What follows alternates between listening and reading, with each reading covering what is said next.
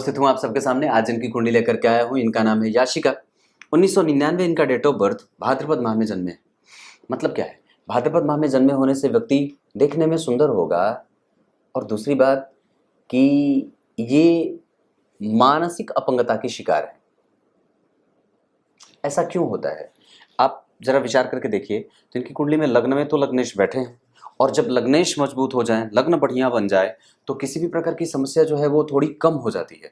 यानी कि अगर ये लग्नेश अच्छे नहीं होते तो और भी समस्या बढ़ सकती थी, और भी ये समस्या बढ़ सकती थी।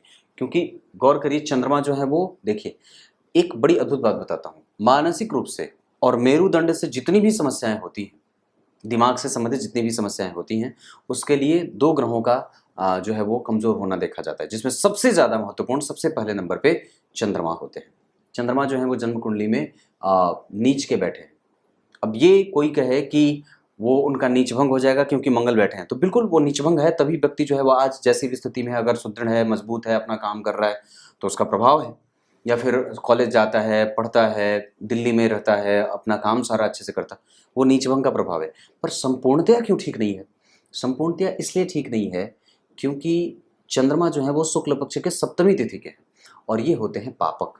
तो शुक्ल पक्ष के सप्तमी तिथि के चंद्रमा पापक होने के कारण व्यक्ति को पूरे तरीके से प्योरिटी नहीं देते।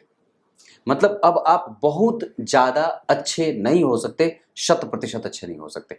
कई बार ये बात बनती है। और दूसरे नंबर पे मैंने अभी कल परसों ही एक बात देखी थी, जिसमें एक जो है वो ऐसी स्थिति है जहाँ पे एंडोस्कोपी के दौरान उस पर कुछ चीज़ें गिराई जाती हैं लीवर को ठीक करने के लिए, पता नहीं कुछ होता है, जिसके कारण जो है वो बच्चे का लीवर खराब हो जाता है। तो ये चीज़ें भी कई बार होती हैं जिसमें बहुत ज़्यादा जो है वो सावधानी रखने की आवश्यकता होती है। तो बुध जो है वो लग्न में बैठे, शुक्र राहु के साथ बैठे हैं, जो कौन है, लाभ भाग्य भाव के अधिपति लाभ में जाना है, ये महाभाग्यशाली योग बनता है। और लग्न के अधिपति का लग्न में बैठना, ये जो है वो ये एक तरीके से भद्र योग बनेगा। पर यहाँ पे दक्षिणायन में जन्मे होने से मानसिक जो अवस्था है वो कभी कभी कमजोर होती है। वो जो एक होता है जैसे कि आंतरिक मजबूती, वो व्यक्ति को इसके कारण मिल रही है। अगर ये यहां नहीं बैठे होते तो कमजोरी हो जाती, पर वो संपूर्ण क्यों नहीं मिल रही है? क्योंकि यहां पे ये बात घट रही है। और राहु की दृष्टि चंद्रमा पे है, सूर्य चले गए 12 में, तो दांतों का दर्द और पेट से संबंधित समस्या, किसी भी प्रकार की समस्या के लिए सूर्य को देखना आवश्यक होता है और चंद्रमा को देखना आवश्यक है। इनकी कुंडली में बुध किसी भी तरीके से प्रभावित और परेशान नहीं होंगे, क्योंकि इनके ऊपर से किसी पापक ग्रह का कोई प्रभाव नहीं है। केतु देख भी रहे हैं तो मित्र की राशि में बैठ करके देख रहे हैं, ये अच्छी बात है। शुक्रवार को जन्मी है, इसका मतलब व्यक्ति के पास भौतिकीय सुख संसाधन की कमी नहीं होगी। और व्यक्ति जो है वो, एक बात और भी है कि शरद ऋतु में जन्मे होने से कई बार अपने काम के लिए आलसी होता है। प्रीति योग में जन्मे होने से प्रेमी किस्म का है, ब्राह्मण वर्ण और राक्षस गण के होने के कारण शुद्धतम अवस्था को प्राप्त करना चाहता है। किसी के लिए और किसी के भी बारे में गलत और गंदी चीजें उसके दिमाग में नहीं चलती। राक्षस गण के होने के कारण यहाँ पे व्यक्ति कई बार बहुत सारी चीजों में महारत हासिल कर लेता है। आप जरा गौर से देखें तो शनि के साथ गुरु बैठे हैं, तो शनि कौन है, छठे भाव के अधिपति और पंचम के अधिपति। इस कुंडली के लिए शनि पंचम भाव के अधिपति होकर के, छठे भाव के अधिपति होकर के नीच के बैठेंगे, यानी कि एजुकेशन में भी कई बार बाधाएं उपस्थित होती हैं। पर गुरु का शनि के साथ बैठना, गुरु का शनि के साथ बैठना, ये सरकारी क्षेत्र में व्यक्ति को सरकारी लाभ देने वाले और व्यक्ति को पिता के साथ संपूर्णतया अपने संबंधों को बेहतर करने के लिए इशारा कर रहा है। यानी कि ये व्यक्ति अगर सरकारी नौकरी में पढ़ने पढ़ाने का क्षेत्र चुन लेता है या बैंकिंग क्षेत्र चुन ले तो बहुत अच्छी बात। शनि का गुरु के साथ बैठना, आयु तो दें पर रोग दे दें। अब वो रोग क्यों लग जाए? क्योंकि चंद्रमा जो है वो नीच के हैं, और सूर्य जो है वो इम्यून के कारक होते हैं, वो 12 में, ये ठीक नहीं होता। लग्न अगर बढ़िया नहीं होता तो व्यक्ति की कुंडली और भी कमजोर हो जाती। और व्यक्ति अगर कुछ मजबूत हुआ है, ये प्रत्येक दिन अपने आप को और भी ज्यादा सुदृढ़ और मजबूत बनाया है, उसके पीछे का कारण है कि यहाँ भी 6 नंबर लिखा है और यहाँ भी 6 नंबर लिखा है। ये वर्गोत्तम लग्न की कुंडलियां जो होती हैं वो बड़ी जुझारू होती हैं और इतनी आगे बढ़ जाती हैं कि आप सोच भी नहीं सकते। मतलब यहाँ पे भी व्यक्ति की कुंडली में सरकारी नौकरी के प्रबल योग बनते देखे जा रहे हैं, जो स्थिति केंद्र में बन रही है। यहाँ बुध नीच के हो जा रहे हैं, यानी कि यहाँ पे बुध का उच्च भंग हो जाएगा। यहाँ शनि जो है वो नीच के हुए हैं, यहाँ शनि उच्च के हुए तो शनि का नीच भंग हो जाएगा। तो बुध का उच्च भंग हुआ क्योंकि यहाँ वो उच्च की राशि में थे, यहाँ वो नीच के चले गए। और यहाँ शनि नीच की राशि में थे, यहाँ शनि तुला राशि में चले गए तो उच्च के हो गए। इसका मतलब है कि व्यक्ति देर सवेर अपनी शिक्षा पूरी कर लेता है, समस्त प्रकार की बाधाओं को तोड़ते हुए, हटाते हुए, समस्त प्रकार के जो है वो आरोप प्रत्यारोप के दौर से बाहर निकाल करके अपने आप को रिकॉग्नाइज कर लेता है। वो जो रिकॉग्निशन मिलनी चाहिए वो मिल जाती है। मतलब आप इस बात पे ध्यान दे सकते हैं कि व्यक्ति एजुकेटिव है और वो काफी, उससे लोग बहुत ज्यादा सीखते हैं। इनको देख करके कई लोग जो है वो प्रेरणा के स्रोत ये कई बार बन जाते हैं। इनको देख करके कई लोग सीख जाते हैं। ये एक बड़ी अद्भुत बात है। सामान्यतः पेट की समस्या इनकी कुंडली में बनेगी, गड़बड़ी होती है कई तरीके से पेट की समस्या में स्थिति देखी जाएगी। यहाँ पे ये प्रभाव दिखे। चंद्रमा और मंगल का तृतीय भाव में बैठना। चंद्रमा कौन है? यहाँ पे लाभ के अधिपति अपने भाव से पंचमस्त बैठे और उस पे राहु की दृष्टि पड़ गई और किसी शुभ ग्रह का कोई प्रभाव नहीं पड़ा। गुरु से षडाष्टक में चले गए तो ये भी कमजोरी हो गई। इस कारण से व्यक्ति को कई बार मशक्कत और कई बार कमजोर होने के बावजूद भी कई बार जिद कर ले, वो बात माने ही नहीं, और जिस बात को आप समझाना चाहें वो कई बार उस पर अड़ जाए। क्योंकि लग्न में बुध बैठे हैं तो कई बार ये समस्या देते हैं। वो जो बैठे हैं उत्तरा फाल्गुनी के बैठे हैं और अस्त होकर के बैठे हैं। डिग्री जो है वो 7 की है और सूर्य जो है वो 29 के है। वो अगले ही पल वो जन्म कुंडली में कन्या में आने वाले हैं। यहां से हट करके यहां आ जाएंगे तो वो सूर्य बुध को अस्त कर देंगे। तो लग्नेश अस्त हो जाएं और उस पर किसी शुभ ग्रह का कोई प्रभाव नहीं हो, इसका मतलब है कि आपको जो ये बात यहाँ पे मैंने कही थी ना कि यहाँ पे ये चीज अच्छी होगी, अब यहाँ ये बात घट रही है कि अब वहां पे वो उसको निचोड़ रहा है। वो सामने से देखने में तो मजबूत है जरूर, पर वस्तुतः उसके पास बल की कमजोरी है। क्योंकि सबसे पहले तो इस भाव पे किसी भी शुभ ग्रह का कोई प्रभाव नहीं है। इस भाव से तृतीयस्थ चंद्रमा और मंगल बैठे हैं तो व्यक्ति को मेहनत करनी पड़ती है, अपने आप को सरवाइव करना पड़ता है, कराना पड़ता है। होता है जैसे कि जद्दोजहद में व्यक्ति की जिंदगी जो है वो कई बार निकल जाती है। और दाम्पत्य के सूत्र में वहां पे कमजोरी, क्योंकि सप्तम भाव के अधिपति नीच के शनि के साथ बैठे। इस कारण से कई बार बहुत ही इंतजार करना पड़ता है। एक वक्त के आने के बाद, मतलब करीब एक वक्त जब बहुत ज्यादा ऊंची अवस्था हो जाती है, तब जाकर के व्यक्ति को कई बार बहुत ज्यादा वो जो है वो एक क्षेत्र का लाभ मिलता है। वस्तुतः आप अपनी कुंडली को जरा ध्यान से समझिएगा तो शुक्र जो है वो आश्लेषा के और राहु भी आश्लेषा के। इसका मतलब है कि व्यक्ति के पास अनुभव भी है, पर अनुभवों का सही तरीके से व्यक्ति लाभ दूसरों को नहीं दे पाता है। खुद के लिए वो बिल्कुल ठीक है, उसके इंटेलिजेंस का कोई जो है वो शानी नहीं है, वो बहुत बेहतरीन है, पर दरअसल समाज उसका लाभ कभी उठा ही नहीं पाता है, या फिर उसको कई बार परित्यक्त कर दिया जाता है। वो किसी दूसरे के सारे अनुभव होने के बावजूद, ज्ञान होने के बावजूद, श्रेष्ठ बुद्धि होने के बावजूद, विलक्षण प्रतिभा के धनी होने के बावजूद कई बार उसको वो समाज उसको समझ नहीं पाता है, या परख उसकी नहीं होती, या समाज उसका लाभ किस तरीके से लेना है ये उसको समझ नहीं आता। यहाँ पे गलती जातिका की नहीं है, यहाँ जो है वो कमजोरी हमारे सोसाइटी की है कि हम उसके लेवल पे जाकर के बात नहीं कर पा रहे, या फिर हम उसको सही तरीके से उसके ऊर्जा का सदुपयोग नहीं कर पा रहे। इनकी कुंडली में पढ़ाने का योग सबसे ज्यादा अच्छा है और मैं समझता हूं कि इनको इसी क्षेत्र में आगे जाना चाहिए। बैंकिंग का सेक्टर फिर भी अच्छा रहेगा। मैं क्यों कह रहा हूं ऐसा? क्योंकि आप जरा गौर से देखिए, बुध यहाँ पे जन्म कुंडली में कम से कम लग्न को देख रहे हैं ना, और दूसरे नंबर पे सूर्य की दृष्टि दशम भाव पे है ना। यहाँ पे आप जब गौर करेंगे तो शुक्र शनि के साथ बैठे हैं, यहाँ भी जो है वो गुरु उच्च के बुध के साथ बैठे, यहाँ भी एक अच्छी स्थिति ही कही जाएगी। प्रतियोगिता में सफल होने के योग और सरकार से सफलता के प्राप्त होने के योग। गुरु की दृष्टि दशम स्थान पे शुक्र और शनि को देख लेने से सरकारी नौकरी का योग, व्यक्ति को क्लरिकल जॉब कई बार आसानी से मिल जाती है। इस क्षेत्र पे काम करने की आवश्यकता है। तो सबसे पहले तो मैं अपने आप को कहूंगा कि आप अपने आप को रीऑर्गेनाइज करिए, अपने आत्मबल को वृद्धि में रखिए, क्योंकि यहाँ पे कमजोरी दिख रही है। लग्न के अधिपति का लग्न में बैठना ये कहता है कि अगर व्यक्ति भरोसेमंद अपने आप को भरोसेमंद बना ले तो निस्संदेह किसी भी समस्या से वो लड़ सकता है, क्योंकि छठे स्थान के अधिपति गुरु जैसे ग्रह के साथ बैठे हैं, जो कि कौन है? सुख भाव के अधिपति। यहाँ आपको सरकार से और सरकारी संपत्ति से लाभ मिलने के और सरकारी योजनाओं से लाभ मिलने के संकेत मिल रहे हैं। वहीं धन भाव के अधिपति का लाभ में जाना महाभाग्यशाली, धन की समस्या नहीं होती, क्योंकि शुक्र जैसा ग्रह और शुभ ग्रह की राशि में बैठना। हाँ, अलग बात है कि शुक्र को चंद्रमा से कोई विशेष बल नहीं मिल रहा है। इसके कारण कई बार व्यक्ति को उसके ही अस्तित्व को बनाने के लिए कई बार उसको अपनी ही संपत्ति से लड़ना पड़ता है, अपने ही प्रभाव को विकसित करने के लिए अपने ही समाज से लड़ना पड़ता है। जहां पे उसको जो पॉजिटिव होता है, जैसे एक होता है ना, जैसे कि ये मेरा पोजीशन है, ये मुझे मिलना ही चाहिए, पर वो कई बार हाथ से छूट जाए, ये बात बनती है।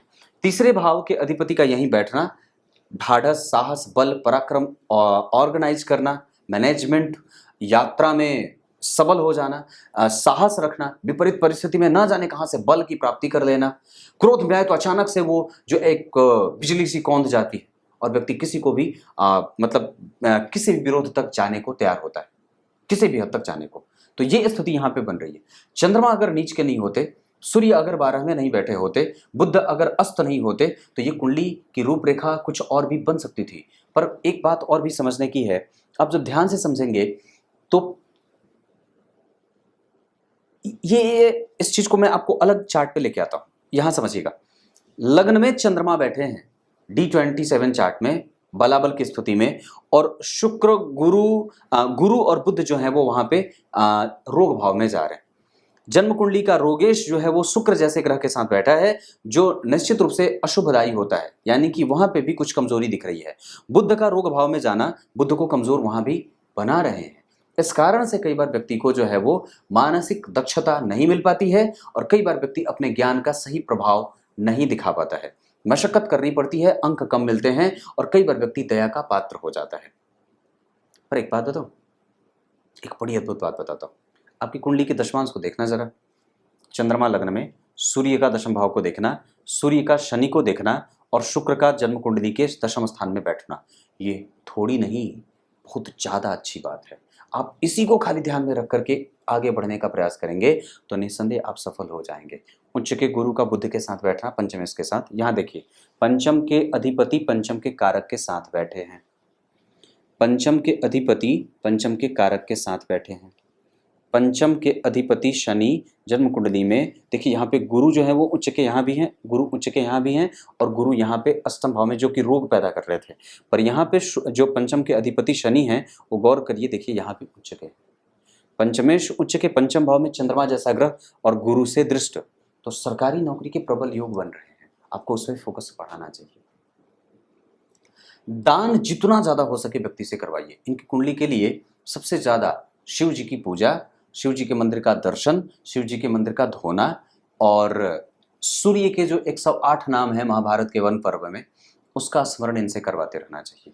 साथ ही साथ नवग्रह कवच इनसे पढ़वाना चाहिए, नारायण कवच का पाठ इनसे करवाना चाहिए, और कपास की जड़ गले में या भुजा में बांधने की आवश्यकता है।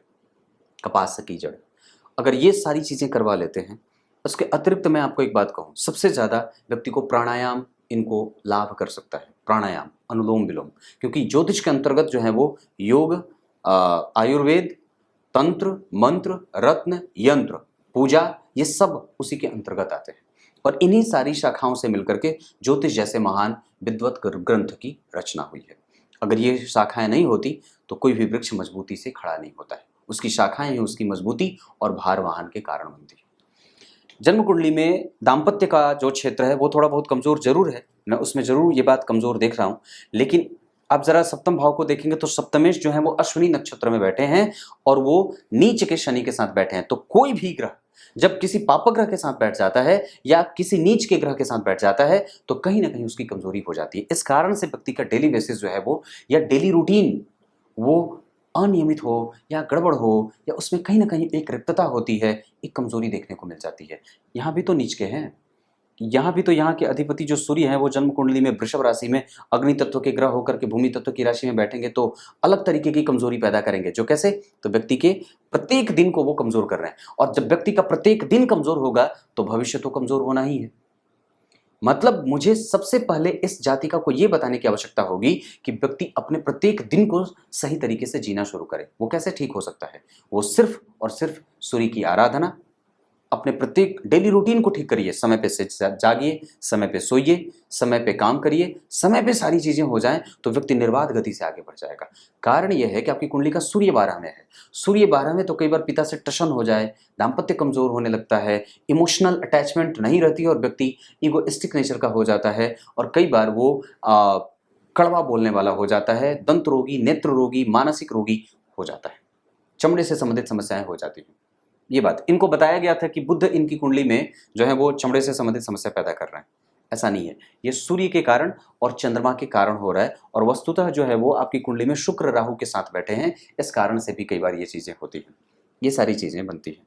वस्तुतः दशम भाव, अब जब आप पंचम भाव पे मैंने विचार करें तो पंचम चतुर्थ भाव के अधिपति का अष्टम में जाना ये ठीक नहीं होता। इस वजह से व्यक्ति की मानसिक कमजोरी और कई बार ये कुहू योग या फिर इस तरीके से कई बार व्यक्ति को दूसरों के ऊपर निर्भर रहना पड़ता है। एक चीज होती है जो डिपेंडेबल होना पड़ता है, उसके लिए मंदिर का दर्शन करना चाहिए और जितना ज्यादा हो सके दान की प्रक्रिया बढ़े। इनके हाथ से प्रत्येक महीने दान करवाइए, गौ सेवा, गाय की सेवा करवाइए, गीता जी का अध्ययन इनसे करवाइए, 18वें अध्याय का पाठ और गजेंद्र मोक्ष स्तोत्र का श्रवण करना चाहिए। ये सारी चीजें आप कर सकते हैं और अगर नहीं होगा तो मैं आपको 1-2 उपाय भेजूंगा, आप वो थोड़ा कर दीजिएगा, वो आपको बहुत ज्यादा लाभ करे। पंचम और छठे भाव की कुंडली में एजुकेशन जो है वो बाधित होते होते पूरी जरूर हो जाएगी, पर व्यक्ति को शिक्षा के क्षेत्र में आगे बढ़ना चाहिए। क्लरिकल जॉब आपकी कुंडली में बहुत अच्छी है, बैंकिंग और फिनेंस से जुड़ करके भी काम किया जा सकता है। अगर मैं सूर्य को देख रहा हूं तो सूर्य ठीक है, चंद्रमा नीच के हैं, मंगल ठीक है, बुध जो है वो ठीक है, गुरु जो है वो नीच के नहीं होते और शुक्र जो है वो जन्म कुंडली में लाभ भाव में, ग्रह सभी अच्छे बैठे हैं। व्यक्ति जब भी जाएगा तो अच्छे पद पे ही जाकर के काम करेगा।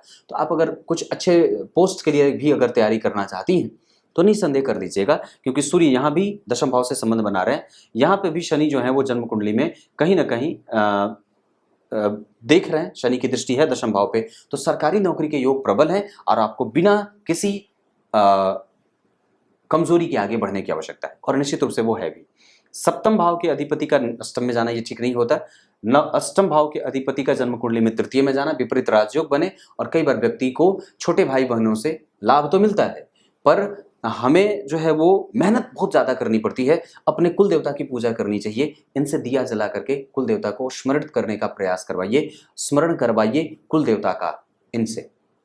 नवम भाव के अधिपति का लाभ में जाना ये ठीक होगा, नवम भाव के अधिपति का लाभ में जाना ये बहुत अच्छी बात है। दशम भाव के अधिपति का लग्न में आना, व्यक्ति सुसंपन्न होता है और पुरस्कृत होता है। इनको जो है वो कई बार मैंने ये चीज इस कुंडली में देखी है, चूंकि जो शुक्र है वो आश्लेषा के बैठे हैं तो व्यक्ति बहुत ही सूक्ष्म दृष्टिकोण रखता है और बहुत छोटी छोटी बातों पे बहुत गहराई से विचार करता है। इनके विश्लेषण करने की जो क्षमता है वो बहुत ही बेहतरीन है, क्योंकि गुरु जब अष्टम भाव में बैठेंगे तो उसके प्रभाव में वृद्धि ही देंगे, कमजोरी नहीं देंगे। पेट का रोग हो सकता है, अतड़ियों की समस्या हो सकती है, क्योंकि गुरु जो है वो अष्टम में, सूर्य भी 12 में, ये ठीक नहीं होता। एकादशवें भाव के अधिपति का जन्म कुंडली में नीच का होना ये लाभ और जो चीज मिलनी चाहिए ना, जैसे मेहनत करने के बाद, वो थोड़ी कम हो जाती है, पर मिलेगी जरूर, क्योंकि यहाँ के अधिपति यहाँ के कारक के साथ बैठे हैं, ये चीज भी देखी जा रही है। ये आपकी कुंडली है, दशमांश कुंडली सरकारी क्षेत्र के लिए सपोर्ट कर रही है, आपको उसमें आगे बढ़ना चाहिए।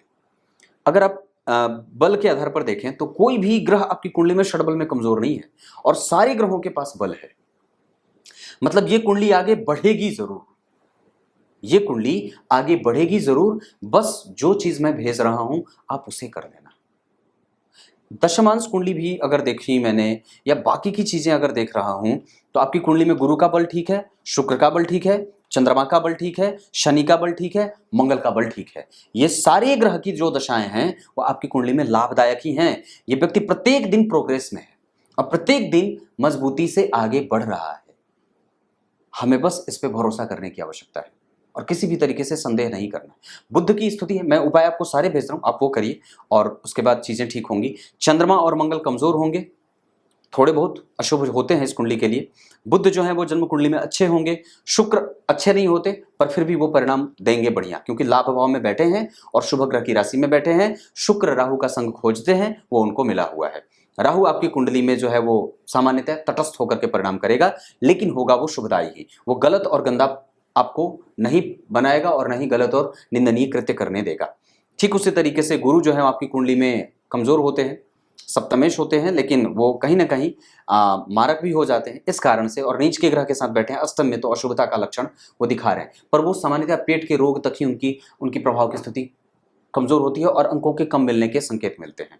शुक्र के बाद शनि आपकी कुंडली में अच्छे नहीं होते। कन्या लग्न की कुंडली के लिए वो पंचमेश होने के साथ साथ छठे भाव के अधिपति होकर के घसीटी दे देते हैं। मेहनत ज्यादा करनी पड़ती है, अपने आप को प्रूफ करना पड़ता है, अल्टीमेटम मिलता है, कई बार समाज से आपको जो है वो हटा दिया जाता है, परित्यक्त कर दिया जाता है, बाहर निकाल दिया जाता है, ये सब चीजें बनती है। लग्न के अधिपति के साथ किसी भी ग्रह का कोई संबंध ना होना, धन भाव के अधिपति के साथ राहु का बैठना, धनाढ्य बनाए जरूर, पराक्रम भाव के अधिपति के साथ चंद्रमा का बैठना ये व्यक्ति को सोबर नेचर का बनाता है और बहुत ही कम्युनिकेटिव बनाता है।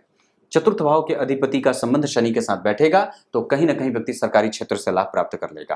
पंचम भाव के अधिपति के साथ संबंधों का बनना ये चीज ठीक हो। सप्तम भाव के अधिपति के साथ शनि का बैठना, आर्थिक पक्ष कभी भी नुकसान में नहीं रहता है, व्यक्ति की चीजें उसको प्राप्त हो जाती हैं।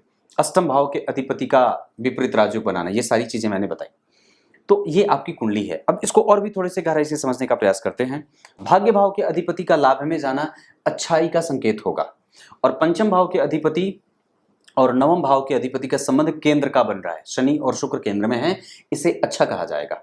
मतलब ये भाग्य, बल, यश, कीर्ति, मान, सम्मान और दाम्पत्य और प्रेम आदि की चीजों को प्राप्त करवा सकता है।